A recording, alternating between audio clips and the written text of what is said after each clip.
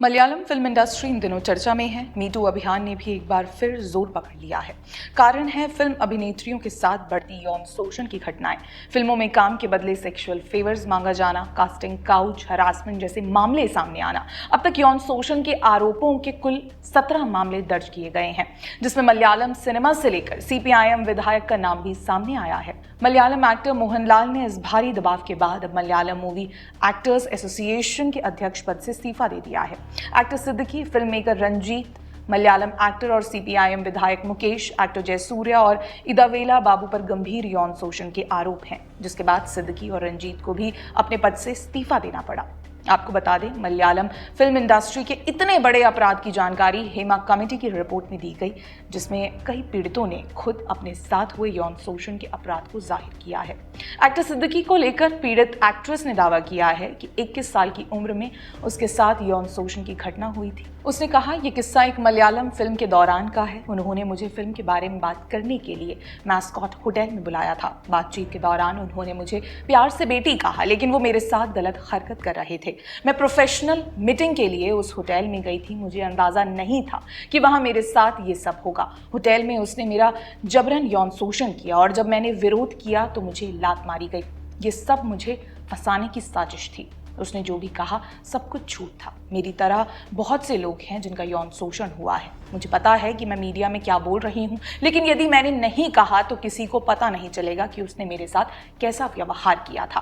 तो वहीं निर्देशक रंजीत पर आरोप लगाने वाली बंगाली एक्ट्रेस ने बताया कि रंजीत से उनकी मुलाकात उनके घर पर हुई थी। उस वक्त वो एक सिनेमेटोग्राफर से फोन पर बात कर रहे थे।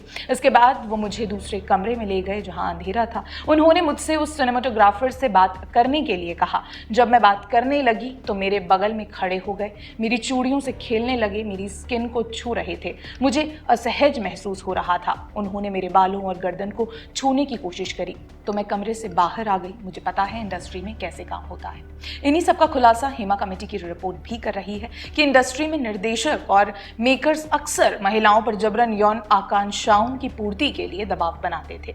जो महिलाएं उनकी शर्तों से सहमत होती हैं उन्हें कोड नाम से बुलाया जाता है और इन्हीं सब कारणों से इंडस्ट्री में कास्टिंग काउच का प्रचलन बना दिया है। कास्टिंग काउच को उदाहरण के तौर पर समझें तो जब एक महिला इंडस्ट्री में फिल्मों के लिए काम के लिए जाती है तब उससे फिल्मों में काम देने के बदले सेक्सुअल फेवर्स मांगना होता है। एक तरह से कहें तो अगर आपको फिल्म इंडस्ट्री में काम करना है तो आपको शारीरिक रूप से कॉम्प्रोमाइज करना होगा, उन लोगों को खुश करना होगा जिनका इंडस्ट्री में बड़ा नाम है। इन्हीं सब का खुलासा कर रही है हेमा कमेटी की ये रिपोर्ट, जिसने हर किसी को हैरान कर दिया है। आपको बता दें, हेमा कमीशन का गठन 2017 में एक मलयालम एक्ट्रेस के अपहरण और चलती कार में सेक्सुअल हरासमेंट के बाद किया गया था, जिसका उद्देश्य मलयालम फिल्म इंडस्ट्री में महिलाओं पर हो रहे उत्पीड़न की जांच करना है। और पूर्व हाईकोर्ट जज justice Hema, veteran actor Sharada और retired IAS officer K B Valsala Kumari इसका हिस्सा हैं। रिपोर्ट में लिखा गया है कि ये चकाचौंध से भरी दुनिया है। दूर से सब सही लगता है लेकिन अंदर से पूरी घिनौनी है। रिपोर्ट की शुरुआत में ही लिखा गया है कि जो आप देखते हैं उस पर भरोसा न करें, क्योंकि दूर से नमक भी चीनी जैसा लगता है। इंडस्ट्री में सबसे बड़ी समस्या जो एक्टर्स फेस करती हैं वो सेक्सुअल हरासमेंट है और इसी पर बात करने से हिचकिचाते भी हैं। वैसे जब से सिनेमा जगत की बड़ी बड़ी हस्तियों का यौन शोषण के मामले में नाम सामने आया है, तब से केरल कांग्रेस द्वारा आरोप लगाए जा रहे हैं कि राज्य की वाम सरकार मलयालम फिल्म उद्योग में महिलाओं का यौन उत्पीड़न करने वालों को बचाने की कोशिश कर रही है और इसीलिए न्यायमूर्ति हेमा समिति की रिपोर्ट पर जांच की पहल नहीं कर रही। केरल कांग्रेस द्वारा सवाल किया गया कि क्यों जांच टीम में महिला आईपीएस अधिकारी के ऊपर पुरुष अधिकारी तैनात किए गए हैं। वैसे सवाल तो केरल की विजयन सरकार पर बनता ही है कि मलयालम फिल्म इंडस्ट्री के कुकर्मों को उजागर करती हेमा कमेटी की रिपोर्ट को आए हुए हफ्ते भर हो गया है, मगर विजयन सरकार की कोई बड़ी कार्रवाई अभी तक नजर नहीं आई, क्योंकि यहाँ इतने बड़े मुद्दे पर अभी भी फॉर्मल और इनफॉर्मल कंप्लेंट्स को लेकर ही डिस्कशन चल रहा है कि महिलाओं को आगे आकर शिकायत दर्ज करनी चाहिए, उन्हें अपने आरोपियों का नाम बताना चाहिए, उनका कब, कैसे और कहां यौन शोषण हुआ जैसे विवरण देने चाहिए ताकि उचित जांच की जा सके। ये केरल सरकार के साथ साथ association of Malayalam movie artist AMMA जैसे संगठनों और कई सामाजिक और राजनीतिक टिप्पणीकारों द्वारा अपनाया गया रुख है।